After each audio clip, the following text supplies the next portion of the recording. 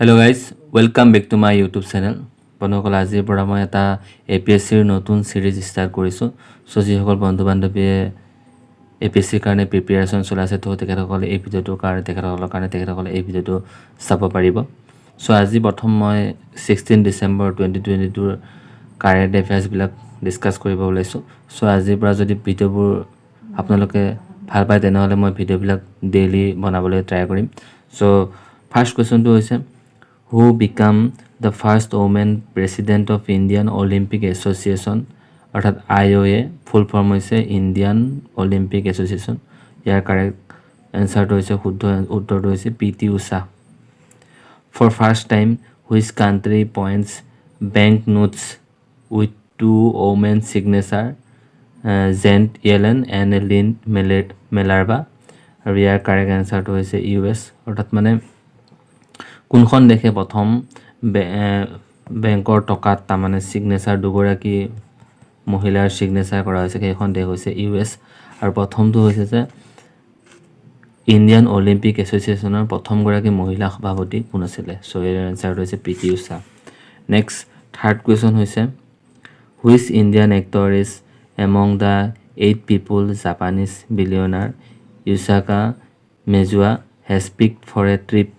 around the moon অৰ্থাৎ ভাৰতীয় কোন গৰাকী এক্টৰ যিয়ে নেকি জাপানীজ 6 জন বিলিয়নাৰ হৈতে মুনলৈ মানে যাত্ৰা কৰিব তেখেতৰ নাম হৈছে দেৱ Joshi which country will make condoms available for free in pharmacies for those aged 18 to 25 years next year অৰ্থাৎ 18 পৰা 25 বছৰ বয়সৰ যিবিলাক মানে লোক আছে সো তেখেতসকলৰ কাৰণে কোনখন দেখে ফাৰ্মাসিত কণ্ডম ফ্ৰী কৰিছে এখন হৈছে France Next question is which state has issued the guidelines to prevent the dismissal of employees without inquiry কোনখন ষ্টেটে ভাৰতৰ কোনখন ষ্টেটে তা মানে নতুনকৈ এটা গাইডলাইন উলাইছে যে যিকোনো এজন এমপ্লয়ক আমি কি কৰিব নোৱাৰো ডিসমিস কৰিব নোৱাৰো উইদাউট ইনকুৱাৰী সো সেইখন হৈছে হাৰিয়ানা চৰকাৰে এই সিদ্ধান্ত লৈছে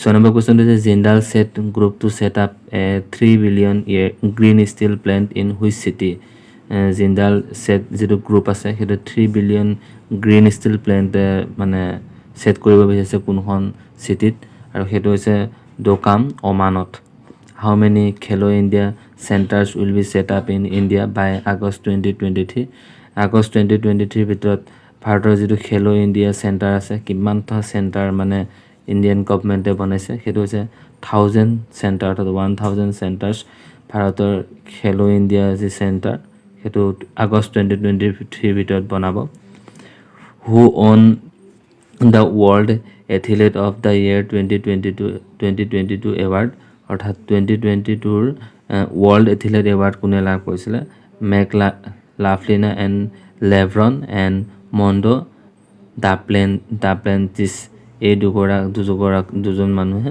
2022 ৰ যি world athlete year হেতু লাভ কৰিবলৈ সক্ষম হৈছে Next, what is the rank of India in the world's strongest passport list 2022? 2022 is the world strongest passport list. Here, talikat here rankot Bharator sthan kiman 87. Our last question to is central government has extended rooftop solar program till kimanoleki central government rooftop solar program extend korise 31st March 2026 so egita hoise orthat daily moi 10 ta koi current affairs diboloi try korim next yar logote ase aru ketaman most important question egita moi apnalokor logot discuss koribo olaisu so first to hoise the topic of cancer in India passed through following list states The topic of cancer যেটো আছে আমাৰ ভাৰতৰ ওপৰে পাৰ হৈ গৈছে সেই topic of cancer ভাৰতৰ কোন কেইখন ষ্টেটৰ মাজেৰে পাৰ হৈ গৈছে ইয়াৰ কাৰণে এটা শৰ্ট টিক আছে সেইটো হৈছে গ্ৰাম মিতিৰ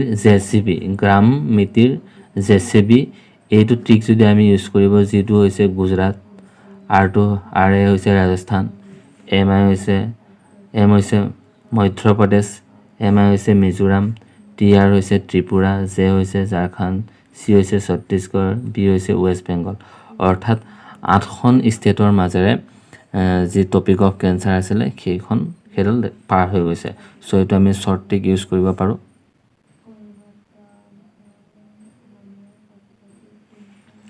গ্ৰাম মিটিৰ জেচিবি এইটো আমি শ্বৰ্ট টিক ইউজ কৰি এই টপিক অফ কেঞ্চাৰ ভাৰতৰ কোনকেইখন ঠাইৰ মাজেৰে পাৰ হৈ গৈছে সেইটো আমি মনত ৰাখিব পাৰোঁ। ইয়াৰ কাৰেক্ট এনচাৰটো হৈছে 8খন। নেক্সট কুৱেশ্যনটো আহিছে যে right to privacy is protected under which article of the constitution of India. এইটো 2021 UPSC প্ৰিলিমছত আহিছিলে। চ' ৰাইট টু প্ৰাইভেচি কোনটো আৰ্টিকলৰ ওপৰত ডিপেণ্ড কৰে সেইটো হৈছে আৰ্টিকল 21 ওপৰত।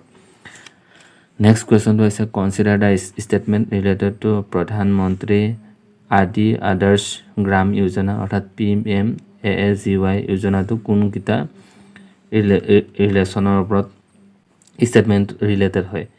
নাম্বাৰ 1 হৈছে it is modified version of special central assistance to tribal sub scheme 2। Number 2 is objective is to achieve integrated socio-economic development of selected village through convergence approach.